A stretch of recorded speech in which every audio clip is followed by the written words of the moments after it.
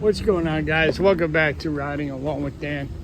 Today we're going to go, we're down at the lower yard. We're going to take a look at one of our older Macks today. We're going to go check it out, look it over. Its number is 6653. It's been in the fleet for a while. It's a good truck. It actually came from an old New York City truck. That's what it looks like on the interior. 6653. I always liked the Mack. I had a Mack for 10 years myself. The Macks actually are a very roomy cab, and like I always said, there's more room on a Mack than what there is in a Peterbilt. But let's take a walk around the front, see what it looks like. Like I said, it's been with the IWS now for quite a while. Good truck. Macks were always good, reliable. Always got the job done. The only complaints we ever had about a Mack is the fact that the regen system it's a tough nut to crack when you have a problem with it, because a lot could go wrong. Here is the interior of 6653. It looks exactly like mine. My interior looked exactly like this when I had my truck 6640. Mine had some more gauges, and mine also had an engine brake. So this is the control panel for the PTO, the blade, the tailgate, and how to turn on the pump to operate the forks. Here you have your heater, blowers, your heater, your heat, your AC. Here we have your gas, your DEF levels, your air pressure on both tanks, and then you have your steering wheel, your RPMs, your miles an hour. Here on the left side we have the switch for the lights, and we can dim them, make them brighter. And up here we have our radio. And right here, I don't know if you guys ever saw this before, but on this truck is a system that has tanks right behind the cab, right there. You see that tank? Okay. This is the first time I seen it when I saw these trucks.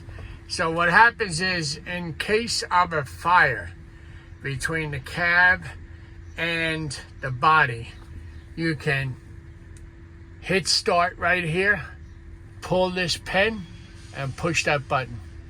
It will ignite those fire extinguishers to help put out the flame. So like I said, this is the first truck I've ever seen it in. I've never seen it before. But like I said, these trucks came from New York City, so I guess they had to have them. Right there on the windshield is a camera to look forward, the camera to watch the driver. Also here you have your parking brake, your ignition, and of course the joystick, your drive and reverse. Here we have the filter to tell you how clean it is, and here you have the power source.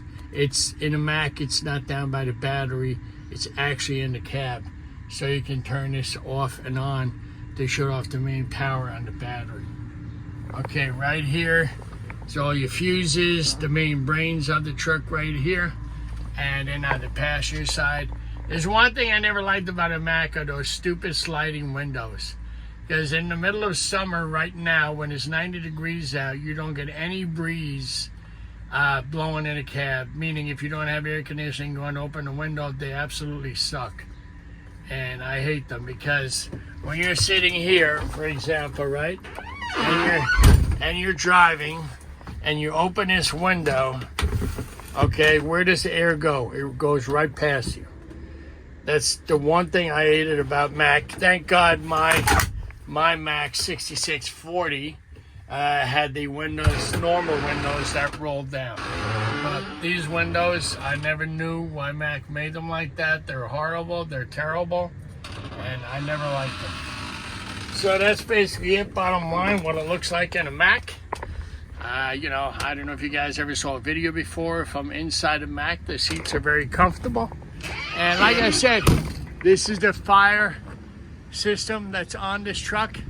It was all the Mack on all the Macks that came from the New York City. Okay, it's got the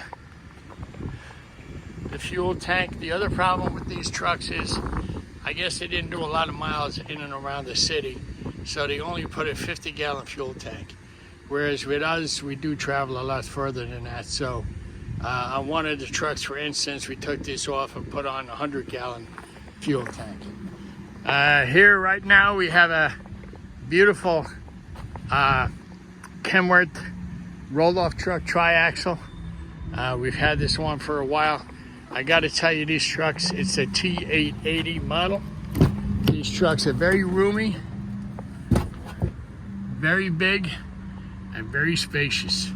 I mean, look at the seat. Look at the captain's seat. Very roomy. Look at the size of the steering wheel. Very comfortable truck. It really is.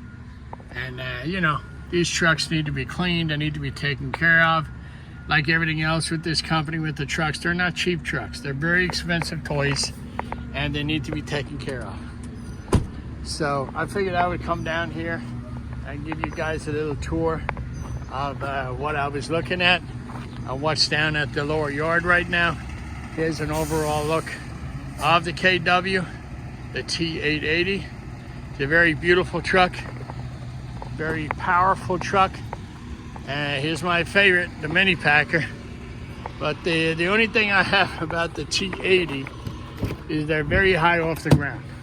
Very high. I'm standing right here and the floor like almost level with my chest. But they're a very comfortable truck, very roomy, nice big cab. I mean, they're nice. They really, really are. So there you have it, guys. There's my truck that I picked out today. Actually, I did 2 trucks for you guys today. I wanted to come down here. I didn't do a video in a while. I didn't pick out a truck in a while to show you guys, so I figured I would do it today. So I hope you guys are doing good. I hope you guys are watching the channel. I did post up some videos. I know I've been busy with some other guys riding with me, and it's very hard to do a video when he's talking to me, asking me questions, because most of these guys that come with me are actually new to this industry. They've never done garbage before. They've never ridden in a front loader. They have no clue about the business. So it's questions all day long, which I'm glad, because it's nice to have the company and it's nice to be asked questions about what I do and explain to him so he understands what it's all about. So tomorrow I'm back to riding by myself. So I should be able to do some videos tomorrow for you guys. Should be able to go live. And don't forget, guys, to answer that one question on my community page, because when I hit 1 million views, I'm going to do a giveaway. So stay tuned for that. So again, guys, thank you very much for watching the channel. I really do appreciate it. And thank you for taking the time to listen and watch and like the channel and subscribe to the channel. It means a lot to me. Thank you very much, guys. So like I said, back to normal tomorrow. Hope you guys are having a great day. Stay cool and be safe. Later.